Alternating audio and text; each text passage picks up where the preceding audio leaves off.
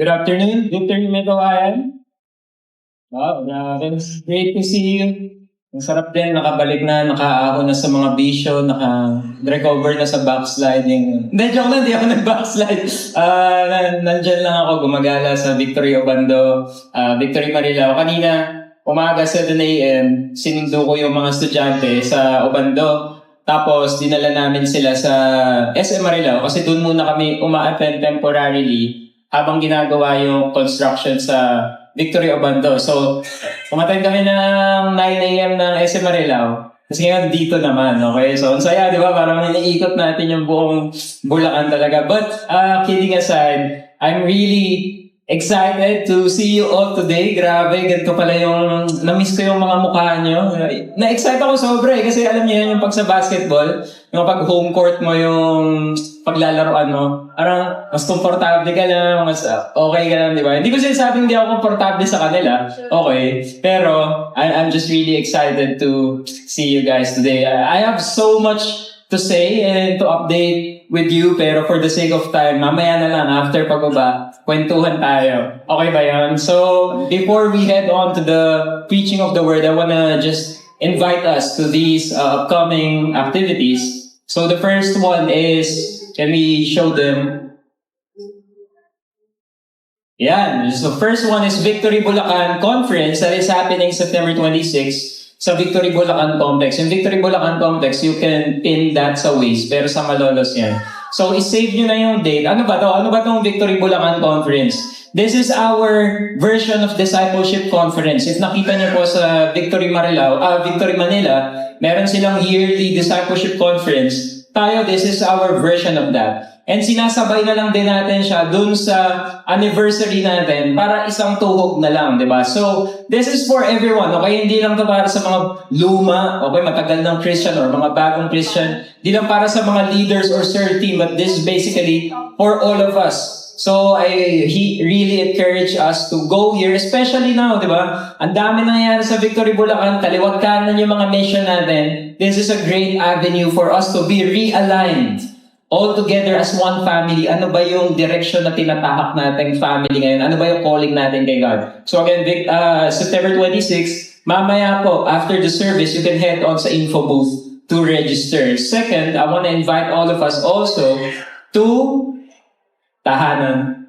Yan. So, Tahanan Victory Bulacan Family Getaway, mangyayari naman yan ng November 26 to 28, 2030, after 4 years pa. Hindi, joke lang. This year yan, this is for the families na, of course, we want to invite you here. This is an extensive sessions, not just sessions, but mainly rest for your family. Kasi di ba, sanay tayo, family, yung regular grind. Monday, trabaho, hanggang Friday, Saturday, pahinga, Sunday, church. So this is a break of a routine. This is a perfect time to pause, to have conversations. So more than just the sessions that we're gonna have sa SMX Convention Center, mas maraming time actually dito yung meron kayong recreation as a family. So, ang registration natin dyan ay 3,250 per person. So that includes na yung sa SMX Convention Center, tapos yung kakainin natin doon. Pero sariling book tayo kung saan kayo mag-stay. So pwede kayo mag-book sa Baguio, gano'n. Mabilis lang naman siguro yung biyahe. Sulit na, di ba? Isang biyahe na lang. Pero pwede kayong pumili ng book. But as you register, we will also give you a list of recommendations. Ano yung pinaka-best deals that you could have around the area. So picturean nyo na yan. Pag-usapan nyo na as a family. Alam ko, medyo challenging yung registration, but of course, this is something that God is calling us to do. Therefore, I believe He will provide for us. Naniniwala ba kayo He will provide for us? So, picturean nyo, or maybe later after the service, palista na kayo sa info booth. Hindi naman required may bayad agad, pero palista na kayo para kasama na kayo sa conversation and discussion. Ano ba yung gagawin dito? Paano ba yung pagbubook and all of those things? So, i-bookmark nyo na. Okay, those are the two activities that we're gonna have in the next coming months. And now, as I mentioned, I'm really excited to... Pwede na natin yung next slide. I'm really excited to preach to you today. Akala ko hindi ako mag-preach this Sunday kasi kanina si Pastor Eric Fernandez sa SM Marilao. Pero nag-text sa akin si Pastor Eric, Sabi niya, bro, can you preach? So, pag-pray nga pala natin si Pastor Eric and his family, kay lilibing na nila yung tito nila this afternoon, kaya wala si Pastor Eric dito. Let's send him our prayers. And siguro great opportunity na rin to to update you guys anong nangyari sa Victory Obando.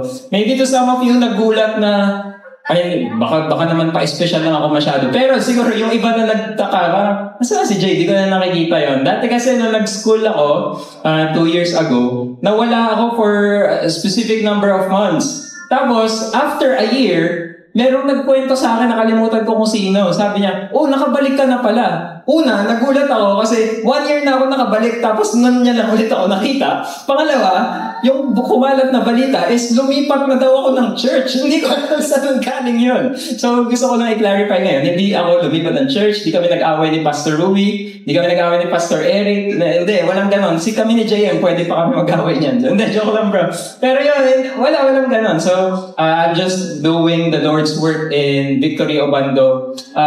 Please include us in your prayers kasi at the moment, na-delay yung mga construction natin. Kaya nga may temporary home yung mga students natin. Dinadala muna natin sila sa SM Marilao. But please do pray for us because it's really challenging to build a family na wala kayong home at the moment. Para kaming mga NPA, no permanent address. Pero syempre, si Lord yung home namin.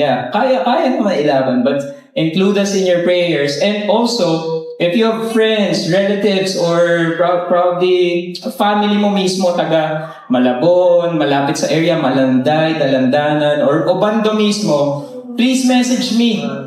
Please message me, pag-usapan natin, pag-pray natin, paano natin sila engage. Okay, part talaga kayo nito. Not necessarily pupunta kayo doon, lilipat kayo doon. Pero even just connecting your friends, relatives, family around the area, that is one great way to participate in what God is doing. So today, we're gonna close our series, and what better way to start the preaching than to read the Word? So I'm gonna ask John V, can you join me up here, bro, to read the scripture? Come. Hello. As we begin to read the Word, let us all stand up and read Joshua 24, verse 1 to 28, in page 114.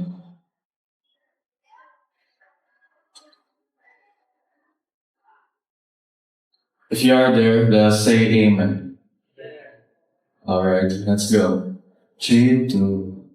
Joshua gathered all the tribes of Israel to Shechem, and summoned the elders, the heads, the judges, and the officers of Israel. They presented themselves before God.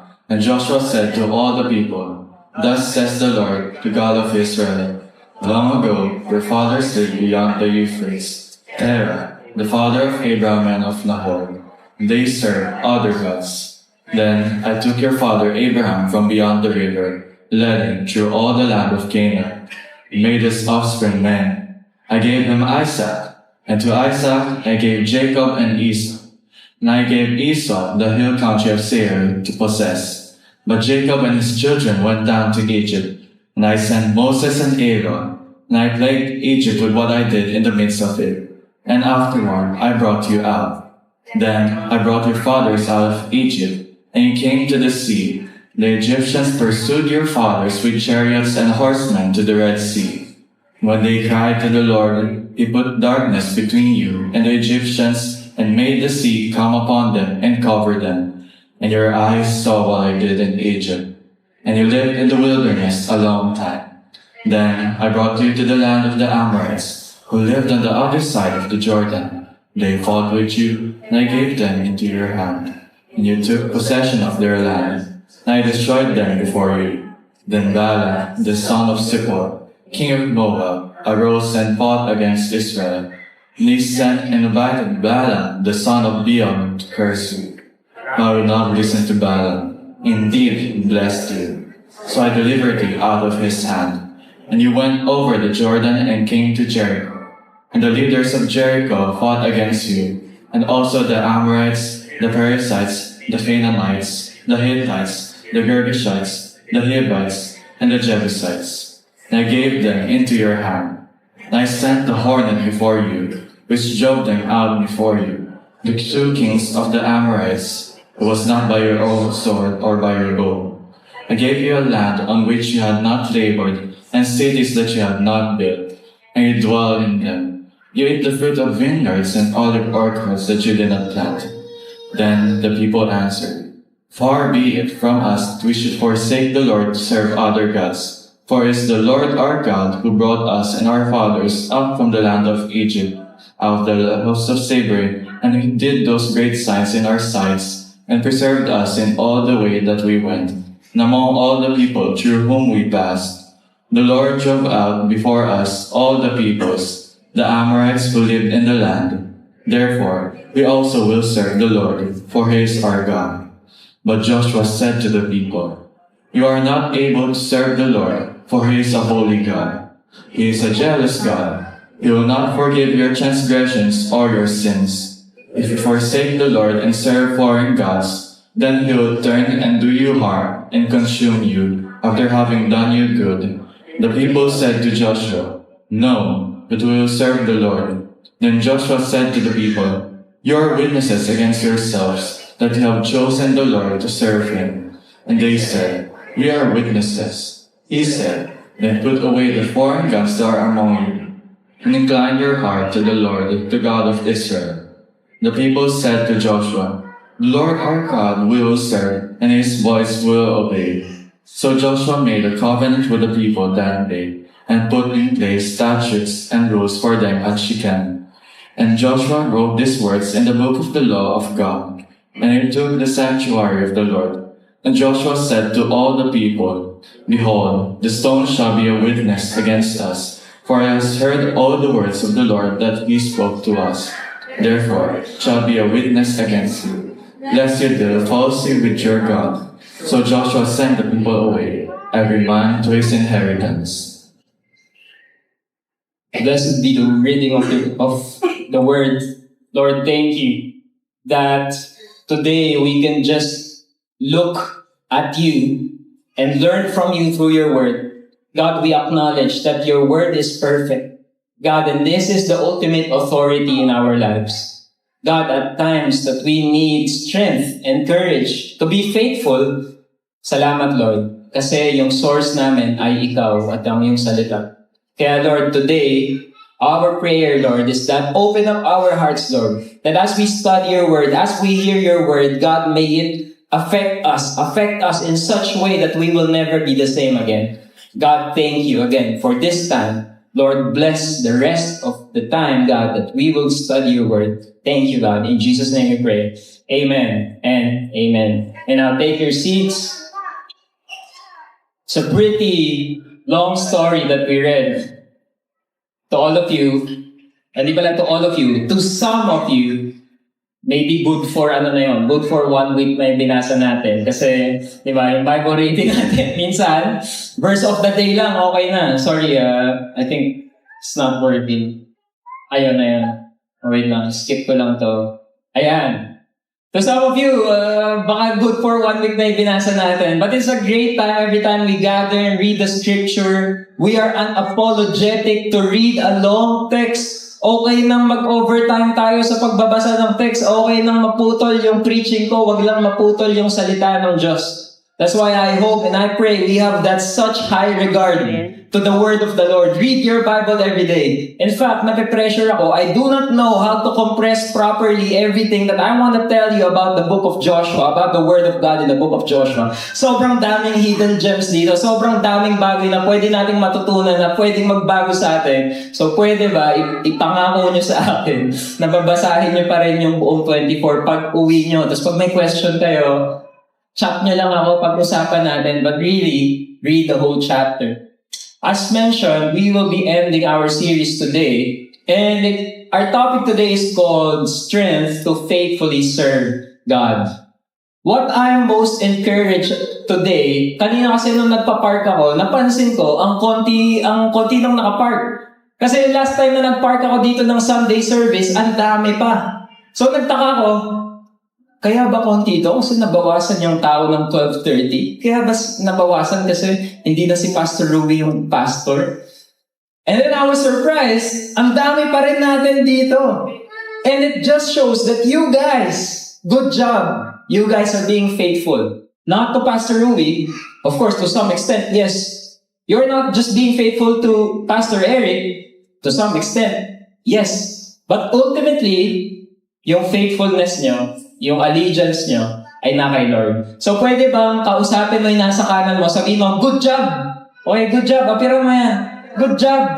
Kasi, sige, sundan mo. Kasi, faithful ka. Faithfulness. Can you say that word with me? Faithfulness. Faithfulness is such a very big word. Bakit big deal yung faithfulness? Mind you, when we come to the kingdom of the Lord, let's say namatay tayo today, or let's say nag-rapture today, there is just one qualifier whether we're gonna enter the kingdom of heaven. Naalala nyo ba yun? Dalawa lang naman yung pwedeng salubong sa'yo ni God. Yung unang extreme, who are you? Depart from me. I do not know you. You did not do, hindi mo ginawa yung pinapagawa sa'yo ng tatay ko. Hindi kita kilala. Depart from me, I do not know you. That's the first thing. And the second thing, yung positive thing, and I hope ito yung marinig natin when we come to the kingdom of the Lord. Yung pangalawang yun, sabihin niya, welcome. Good job. My good and faithful servant. My good and faithful servant. And then ano yung sinabi niya after that? Enter the presence of your King. This is a big word because this is how we're gonna be measured, whether we are qualified to enter the kingdom of heaven. Now, don't get it confused with grace and salvation. Later, dadaanan natin yon. But for the sake of this topic, we're gonna focus on ano ba yung faithfulness. You see, faithfulness is hard to measure. Kasi kung yung attendance lang natin, yung excellence lang natin sa trabaho, yung pinagbabasihan ng pagiging quote-unquote faithfulness, meron tayong mga time in and time out. Makikita kung consistent kang pumapasok, may absent ka ba, perfect attendance ka ba. It could be measured. Faithful ka ba sa school? Mami-measure yan ng grades mo. Pag tinanong ka ng nanay at tatay mo, anak, faithful ka ba with your studies? You can present your report card and say, Ma, tingnan mo, perfect yung nakuha ko. Perfect 77. The number of completion, 77. Mali ata. Doon lang ata hindi nag-a-apply yung number of completion. In this world, if we're gonna measure ano yung performance natin, kaya siyang i-measure ng mga quantitative measures like grades, sweldo, report, quota.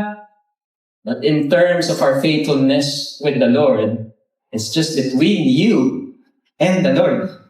I cannot tell you na, bro, faithful ka. Okay na yan. I cannot tell you that. Only the Lord can see what you're doing when everybody else is not looking.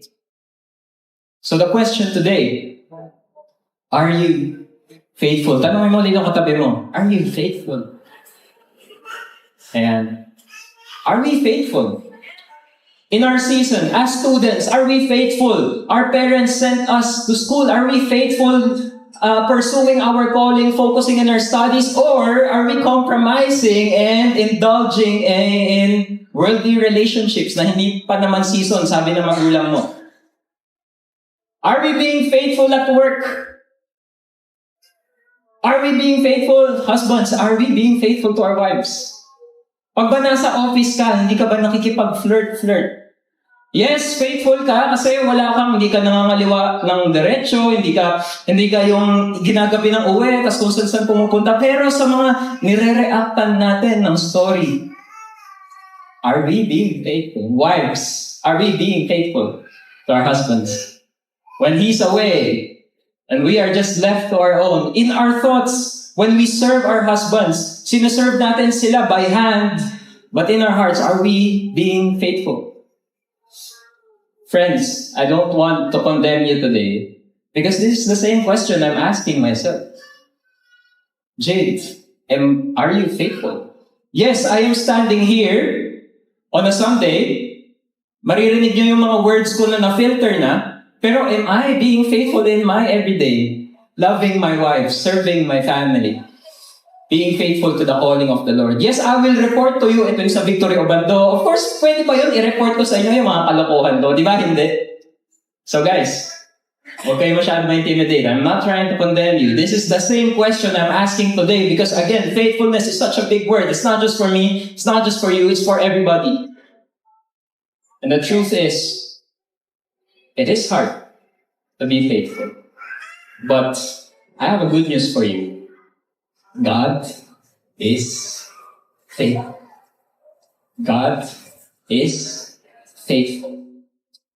He is the same person yesterday, today, and tomorrow. And to prove you, we will go to the story of Joshua. Yung binasa natin kanina is chapter 24 na, di ba? Ano yung last week na inaral natin? Joshua 7 and 8. Okay, so balikan muna natin. Joshua 7, na-defeat sila kasi tinalo sila ng AI.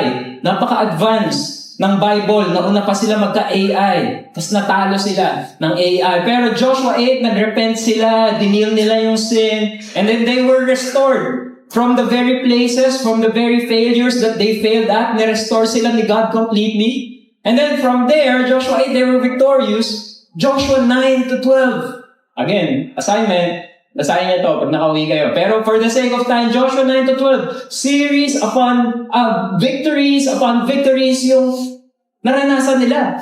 Ang galing niyan, ang lupit niyan, kasi may time na nagkampihan yung mga king dahil nga na-intimidate na sila na, grabe guys, sabi ng mga neighbor countries, paparating na sila Joshua and friends. Hindi natin kaya silang patayin, hindi natin sila kayang tapatan. Alam ko na, gagawin natin. Mag-meeting tayo, 6 p.m. dito sa McDo. Magkita-kita tayo. Magkampihan tayo. Okay, all in all, 31 different nations, 31 different kings. Naggawa sila ng sarili-sarili nilang cluster, sarili-sariling group. Sabay-sabay nilang nilalabanan si Joshua. Pero alam niyo yung nangyari? Wala ni isa sa kanila yung nakatalo. Dahil ba strong and courageous si Joshua? Probably, yes. But ultimately, they were victorious because God is faithful, strong, and courageous. And then after that, what happened? Joshua 13 to 23. Ito na yung mga time na nag-aalap na sila ng mga lupa. Na-conquer nila 31 nations. I think more than pa. Tapos naghati-hatian na sila ng lupa. And this tells us that God kept every promise that He made. Di ba yung instruction? Di ba yung promise back, bumalik tayo sa time ni Abraham. Di ba yung promise, I will make you a great, and I will give you an inheritance, sabi ni God. So dito, tinutupad na ni God isa-isa. Natalo na lahat ng kalaban. And then pinaparte-parte na yung mga lupa. Lahat sila nabigyan. This just shows us that not a single promise of the Lord yung na-miss out. Lahat, as in lahat, walang 0.111%, 0.0001% na hindi tinupad ni Lord. Lahat, as in lahat. So God is still faithful. And then Joshua told them, we're picking up dun sa gitna ng Joshua 24. So ano ngayon yung response nila? Because God has been faithful, ano daw yung dapat nilang gawin? Sabi ni Joshua, can you read with me kahit hanggang doon lang sa naka-bold na text, 1 to 3. Kaya ngayon, i-worship niyo si Lord at mag-serve kayo sa Kanya ng buong puso at katapatan. Ito yung response. I will continue it. Alisin niyo ang mga Diyos-Diyosan na wina-worship ng mga ancestors niyo sa Mesopotamia at Egypt at kay Lord lang kayo mag-serve. Kung ayaw niyo mag-serve kay Lord, basahin ulit natin sabay-sabay yung naka-bold na text. Pumili kayo ngayon kung kanino kayo mag-serve. Let me pause there. Guys, 1 and 0 lang to. Black and white. Our life is just between two options. It's either you serve Yahweh, it's either you give yourself to Jesus, or you give yourself to other gods. I'm not talking about other religions only. I'm talking about our careers. I'm talking about what's consuming your time the most. Ang nakakatawa pa dito, dati yung mga false god halata. Halata kasi gold statue ng baka, yung na-worship nila. Halata, hindi naman kamukha ni God yun, hindi false god yun. Ano pa, yung ibang religion in today's age, I won't mention names, but you know their figures, di ba? My cute little chubby guy na wino-worship, huwag niya na sabihin mo ano pangalan niya. Halatang hindi si Yahweh yun. Una, yung Jesus natin, fit. Di ba? Hindi siya chubby. So alam natin kung ano yung false God, sa hindi. But mind you, let me tell you this today. Alam niyo ba, yung mga false god sa panahon natin ngayon, hindi na halata. Because it's mostly your screen time. It's mostly your quote-unquote passionate pursuit of a successful career. When we spend more time, when we are more passionate, when our decisions are being influenced not by the Word of God, when we are influenced hindi dahil sa values ni God, if we are willing to compromise our values just for the sake that we receive other benefits that our job, our careers, our money, our dreams, our smartphones could give, then most probably, we're worshiping a different God. Again, guys, hindi ko kayo pinapagalitan. Hindi ko kayo kinokondemn. I'm just giving us, all of us, a heart check because even me, ano ba yung kumokonsume ng isip at puso ko? Yes, I'm standing here today, but if I really dig into my heart, into my mind, am I being faithful? Kaya this is the urge for us today. Pili lang daw tayo. Okay? Kasi walang gitna. Pili lang tayo. It's either si Jesus or others. And sabi ni Joshua, basta para sa akin at sa pamilya ko, kay Lord kami mag-serve. Now that's the leader that we need. Now that's the kind of boss that we want to follow. Yung leading by example. And what we can see here is that fathers, men, we are the ones to represent our families. If you see your family being problematic, away kayo ng away, yung mga anak mo hindi mo mapasunod, what is the best way to make them follow you or follow Christ? Is it scolding them? Is it telling them, mali yan, okay, i-ground kita, okay? Now, I'm not trying to shape how you discipline your children. I'm just saying, if we want to lead our families, we need to testify about it through our actions. Just like Joshua, sabi niya, kailangan natin i-worship si God. Kailangan natin i-worship si God para maintindihan nyo kung paano ito, sige, i-exemplify ko sa inyo. And ang galing, finormat ko to na parang nagchat-chat sila para mas madali natin intindihan. Nag-reply ngayon. Okay, nag-reply ngayon yung mga Israelites. Sabi nila, sumagot ang mga tao, hindi namin tatalikuran si Lord para sa mag-serve sa ibang Diyos. Si Lord na Diyos natin ang naglabas sa atin, sa mga ancestors natin mula sa pagiging alipin sa Egypt, na witness natin ang mga himalang ginawa niya. Kaya, magsuserve kami kay Lord dahil siya ang Diyos natin. Let me ask you today, can you raise your hand if you have decided to follow Jesus and Jesus alone? Can you raise your hand? Sige, taas mo lang kamay mo. So, ibig sabihin, may mga hindi nag-follow. Okay lang, sige. Make your decisions soon. But majority of us, we decided to follow Jesus. It's easy, right? It's easy. Taas ko kamay ko. Alam ko naman, nagpa-follow ako kay Jesus. Pero nakakatawa dito, binasag ni Joshua yung trick. Hindi ko nga mag-gets nung una kung bakit ganun si Joshua kanina. Sinasabi niya na, ito, napaka-faithful ni Lord, kaya dapat mag-serve tayo kay Lord. Tapos nag-reply sila, sige, mag-serve kami kay Lord. Tapos basag trip si Joshua, sabi niya. Pero sinabi ni Joshua sa taong bayan, basahin natin all together, di nyo kayang mag-serve kay Lord kasi isa siyang banal na Diyos. Di rin siya papayag na magkaroon ng kahari. At first, we might see na parang, ano ba tong Joshua na to? Ang prideful. Sabi kanina, sumunod tayo kay Lord, pero kung ayaw nyo, bahala kayo. As for me and my house, we will serve the Lord. Basta ako, susundin ko si Lord. So pwede natin maisip, nagyayabang ba si Joshua? Tapos dito sinabi, nag-reply na, di ba, na, sige Joshua, sama kami, mag-serve tayo kay Lord. Tapos sinabi bigla ni Joshua, guys, alam niyo, actually, di nyo kaya. Ba't ka ganyan, Joshua? But if we will understand and we will study, ano yung sinasabi ni Joshua dito? Joshua is just saying that pag-isipan yung mabuti.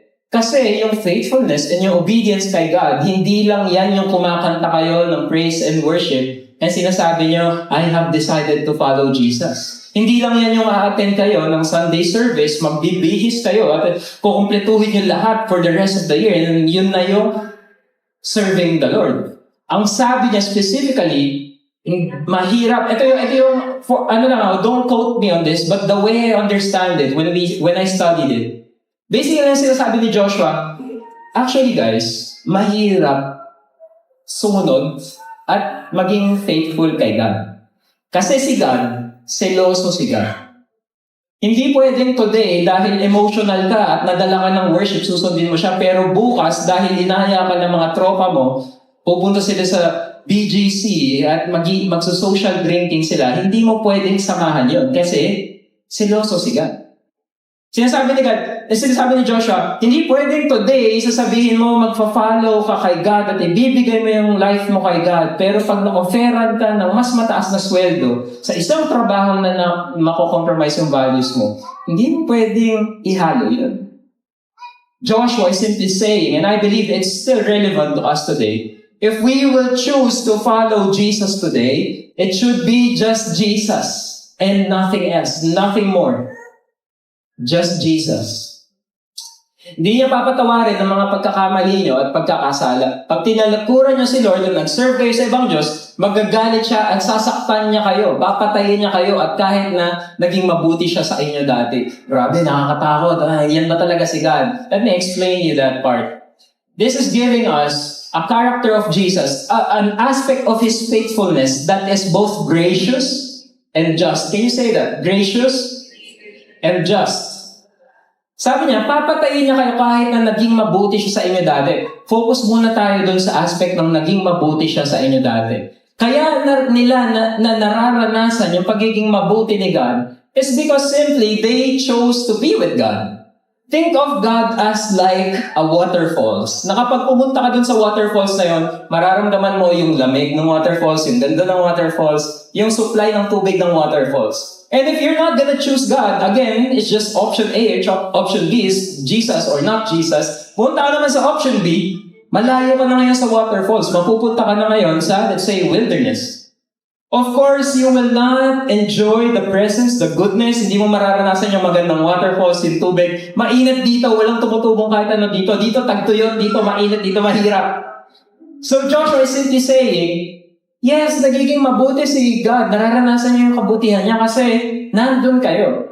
Pero kung pipiliin niyo yung ibang God, death yung mararanasan niyo. Kasi malayo kayo kay God. Wala kayo kay God. Malayo kayo dun sa source.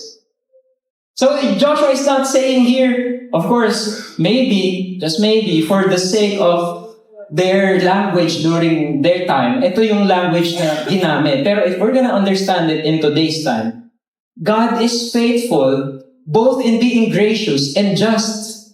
If we're not gonna choose God, He is just na ibigay sa atin kung ano yung hiniling natin. Ayaw naman pala natin si God Ayaw naman pala natin ng prosperous life that He promised. Ayaw naman pala natin ng peaceful life that He promised. Ang pinili natin is magpakalugmok sa pagpapakayaman.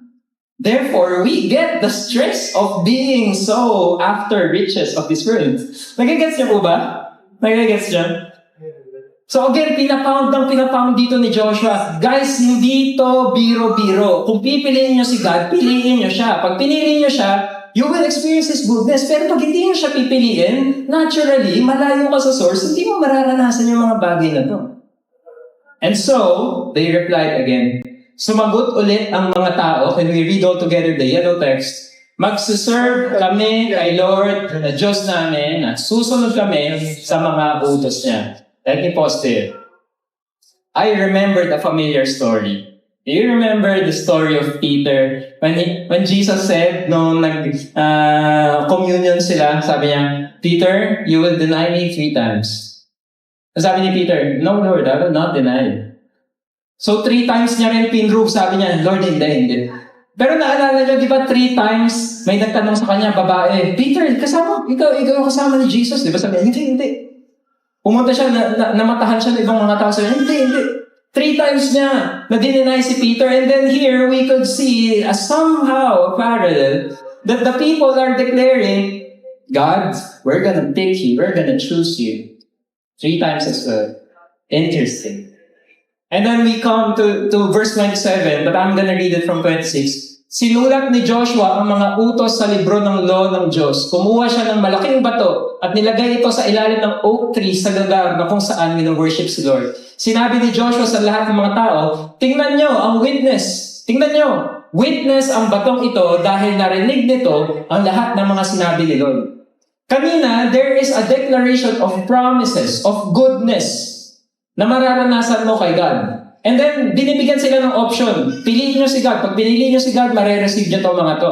Pinapili sila ni Joshua. Nung pumili na sila ngayon, sabi nila, 3 times, magsuserve kami kay Lord. Joshua, magsuserve kami kay Lord. Tapos sabi ni Joshua, sige, para matandaan natin itong decision nyo na to, gagawa tayo ngayon dito ng bato, a monument, under the oak tree.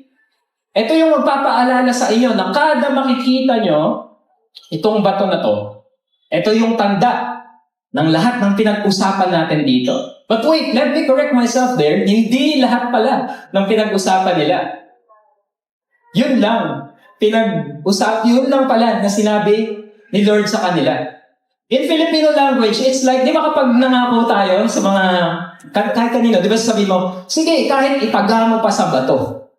Bakit mo itataga sa bato? Kasi pag tinaga mo sa bato, hindi mahirap takpan yun, mahirap tapalan. Therefore, maaalala talaga yun. It's like they're building that kind of monument. Now, kapag nagda-doubt sila or nawawalan sila ng strength to be faithful, they will just look to that rock and they will be reminded of what the Lord told them. Ang galing nun for me. Kasi dito, hindi pinapaalala. Kasi pwede naman sabihin, kada titignan niyo itong batong to, maaalala niyo yung mga kaparusahan kapag hindi kayo sumunod. Maaalala niyo na papatayin kayo ni God kapag hindi kayo naging faithful. Pero hindi niya sinabi. Ang sinabi is basahin natin, ano yung nakasirkel?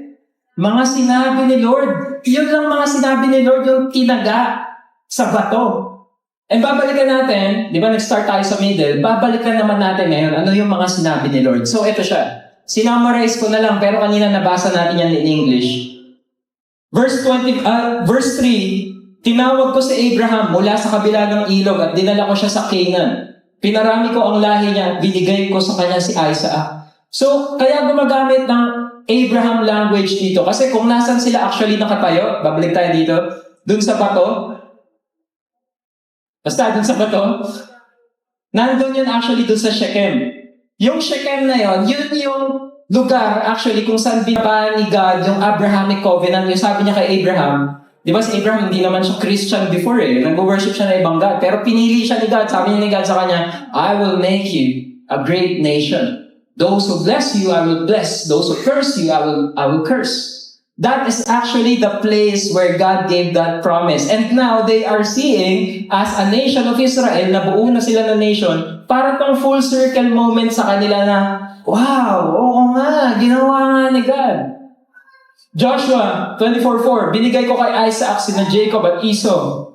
Binigay ko kay Esau ang maburol na lupain ng Edom para maging property niya.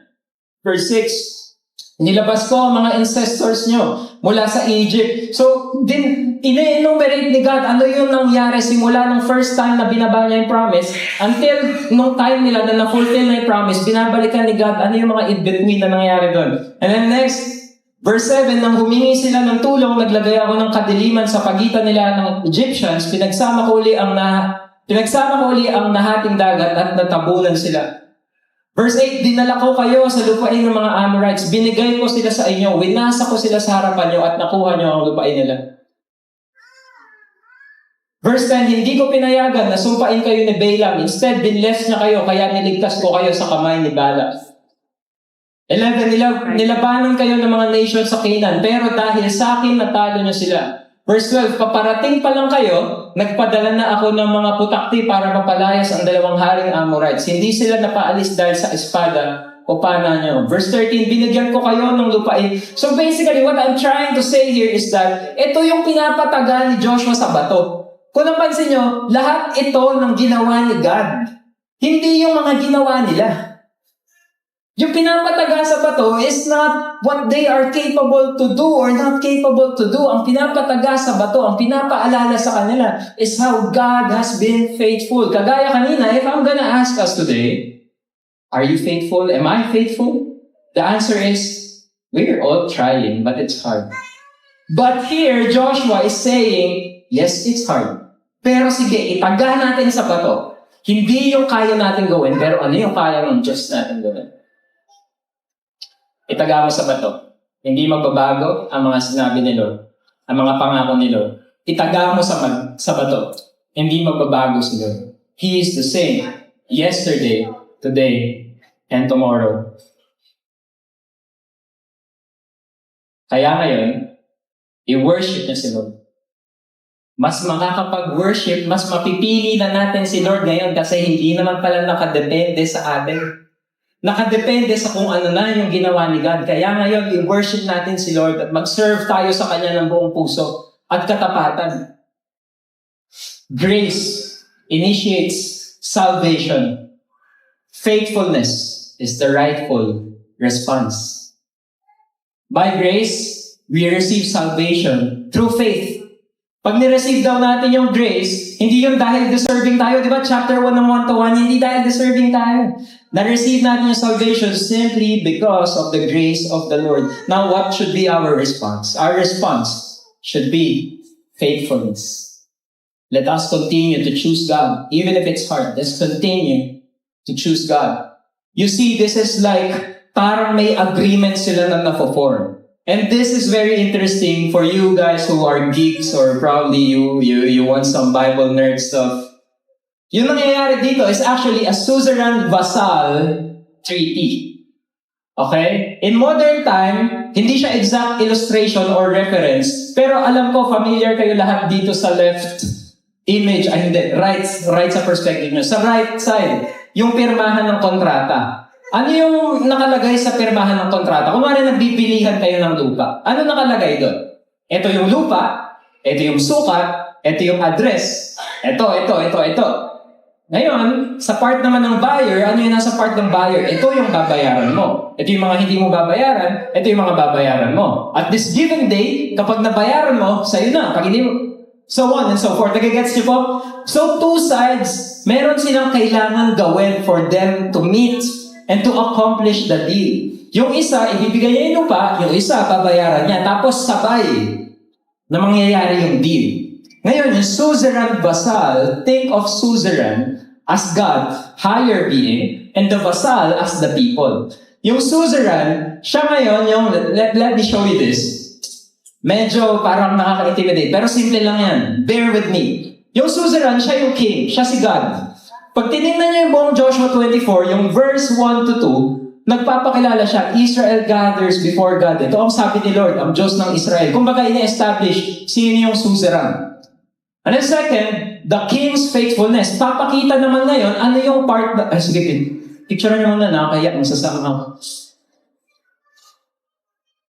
Verse 2 and 13, it talked about the king's faithfulness. Ito yung parte ng king.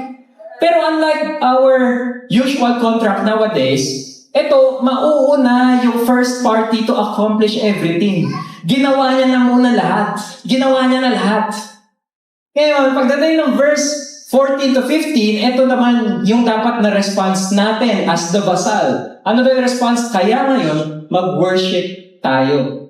Tapos kapag nag-worship tayo, after pala ma-establish ko ano yung gagawin natin, i-declare natin, kaya di ba sumasagot sila, mag-worship kami, Joshua, mag-worship kami.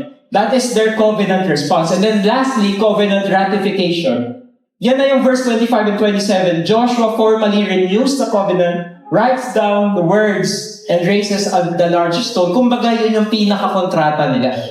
Pero ang amazing na makikita natin dito is that, kagaya nung nakasulat kanina, grace initiates salvation. Si God, inuna niya nang gawin yung mga pangako, yung mga promises niya. Ginawa niya na muna yung part niya para meron tayong ebidensya na kapag sinunod natin siya, magiging faithful pa rin siya. Meron na tayong basis na yung worship natin, yung susundan natin, napatunayan niya na. Ngayon, ang response na lang natin is to serve Him, to follow Him. But still, the question lies, Jay, parang ang hirap nun. Lalo na binanggit mo na sa amin yung mga kalokohan namin na mga smartphones to, mga addictions, mga ganyan. Paano ba yan? So we're gonna see here, God is not saying, do this first or prove yourself first. But He has already initiated His goodness and faithfulness. Pinakita na niya. And I have a story to share with you. When I was first year high school, I was the first person to have an iPhone. It's because of my mom. Niregaluhan niya ako ng iPhone. Hindi yan mayaman. Kaya nga kami nahirapan umahon sa hirap kasi bili siya ng pili ng iPhone ko. Kasalanan ko talaga. So binigyan niya ako ng iPhone. Napatanong ako, bakit niya ako binigyan ng iPhone? Mataas to yung grade ko. Di ba usually sa mga parents and children, di ba? Sige, mag-aral ka mabuti. Pag napatunayan mo na nag-aral ka mabuti, re-rewardan kita. Pero yung mama ko, yung suseran ko, hindi nagbigay ng mga kondisyon. Basta ginulat niya na lang ako. Bakit niya ako binigyan ng iPhone? Dahil mataas grade ko? Dahil masunurin ako? Hindi lahat yun. Makulit ako, masama ako. Pero binigay niya yan kasi mabuti siya. At generous siya. Yung suseran ko, pinakita sa akin yung promises niya. And now, as a vassal, ano yung response ko dapat? Dapat pangalagaan na to. Dapat i-honor ko yung mama ko. Ngayon, dapat mag-aral na ako mabuti kasi ang bait niya sa akin, dapat maging mabait na rin ako sa kanya. Dapat pakita ko sa kanya na sulit. But here's what happened. I remember a time, dyan, sa gym. Kung nandito yung nagnakaw ng cellphone ko nun, umamin na kayo. 10 years ago na tayo. There was a time, I lost the phone. Actually, ang dali nung pagkawala niya. Hindi kasalanan ng magnanakaw. Well, baka kasalanan niya rin somehow. Pero sobrang tempting kasi nung ginawa ko. Iniwan ko sa bintana habang nag-workout ako around the place. Iniwan ko lang siya sa bintana. I failed to be faithful. Just like the Israelites. Alam niyo, pag binasa niyo after chapter 24, yung Israelites nag-fail ulit lahat sila. That's the reality. Kaya nga, it will be hard also for us to remain faithful. But did you know what happened when I went home? Natatakot ako, nanginginig ako. Nakakatawa yung story na yun kasi sabi ko kay Ma, usap tayo. Kinabahan daw siya. Deep inside, kasi kala niya sasabihin ko nakabuntis ako. Kaya nung sinabi ko na nawala yung phone, natuwa daw siya na butin lang. Nakakatawa yun. But I was really scared. Kasi alam ko, sobrang prized possession nun eh. Literal. She was working in a BPO and sakto lang talaga. Pero nagawa niyang regaluhan ako. Kumbaga, napakalaking investment neto sa akin just to prove to me that I am valuable to her. But I just lost this symbol of value. Like the Israelites, I failed my side of the covenant.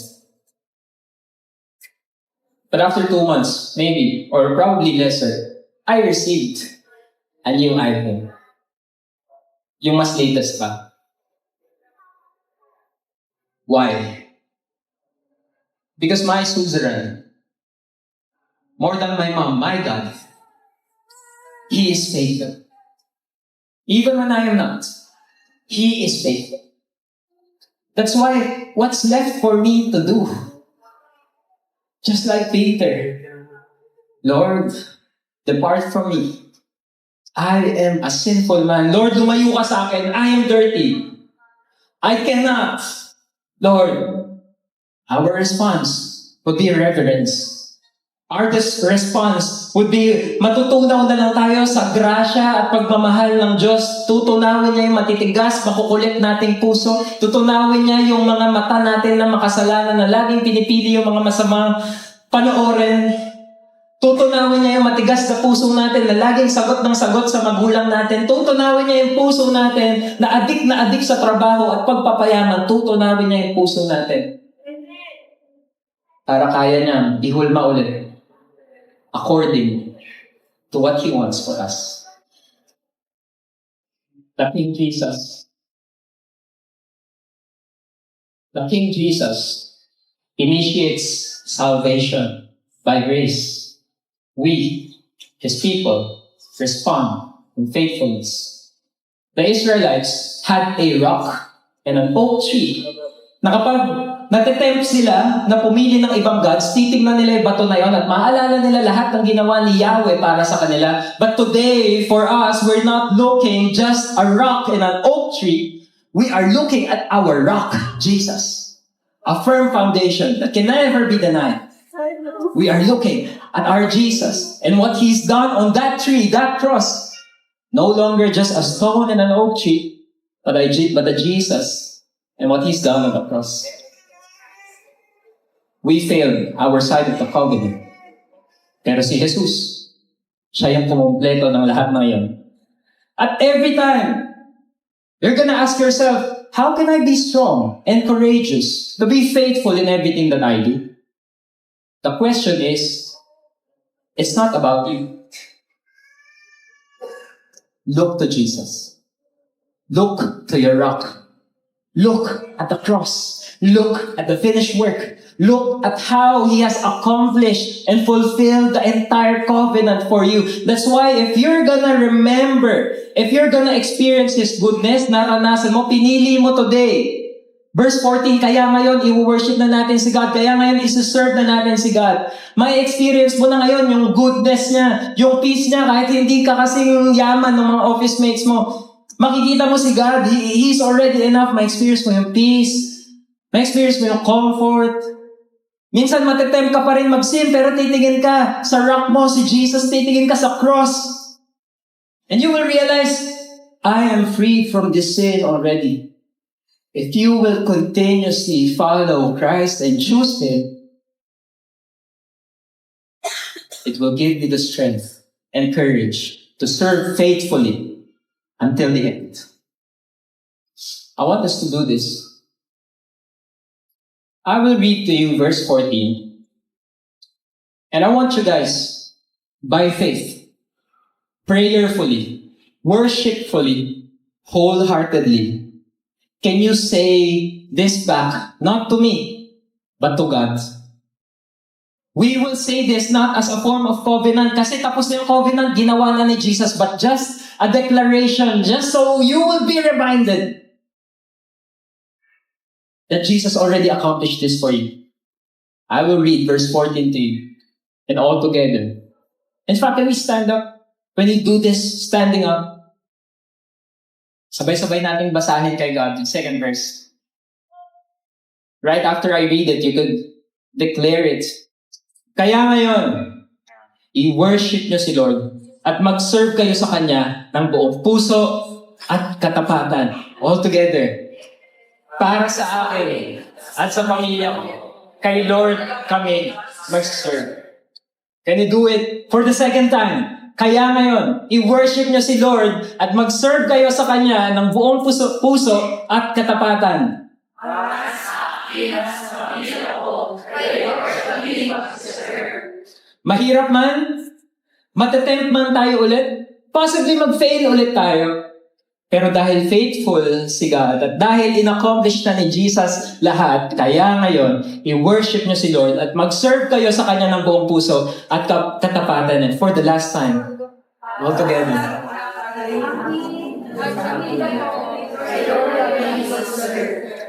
God, this is our declaration, our response to your covenant. Salamat dahil tinapos mo na lahat para sa amin. Lahat ng pangako na sinabi mo kay Abraham, tinupad mo na, Lord. And ultimately, you have accomplished it through the life and death and resurrection of Jesus Christ. And God, hindi lang yun. We also have a promise that we look forward to someday. Jesus will come and finish everything. God, we are looking at that. Thank you. Thank you that you have done your part. And you're continuously doing it. God help us. God grant us the grace to look upon our rock, Jesus Christ, and look upon the tree, the cross, the victory that Jesus already did for us. God continue to give us the strength and courage to choose you and you alone. In Jesus' name we pray. Amen. Let's all worship the Lord.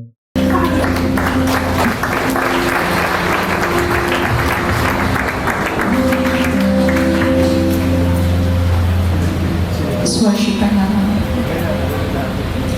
In the beginning,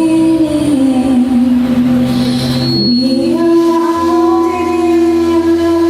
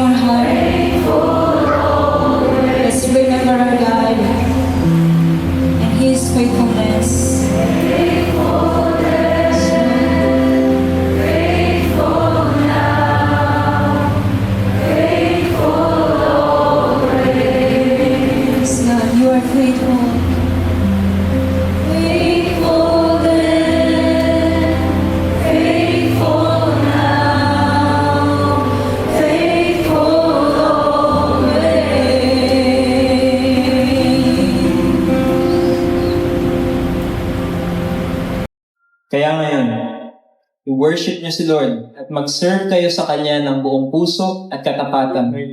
Alisin niyo ang mga Diyos-Diyosan na wino-worship ng mga ancestors niyo sa Mesopotamia at Egypt. At kay Lord lang kayo mag-serve. Kay Lord lang kayo mag-serve.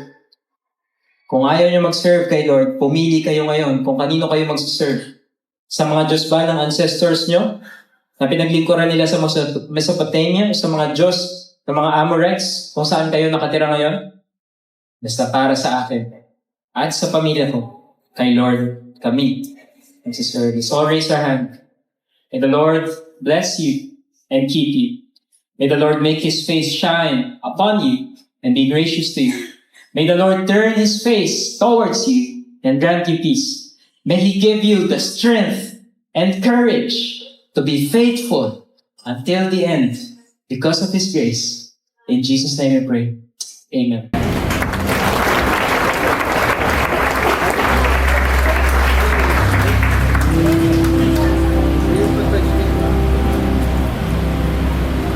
Praise God from whom all blessings flow. Praise Him, all creatures here below. Praise Him above in heavenly hosts. Praise Father, Son, and Holy Ghost.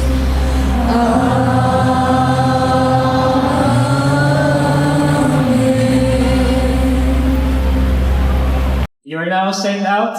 Go serve God faithfully. Ingat.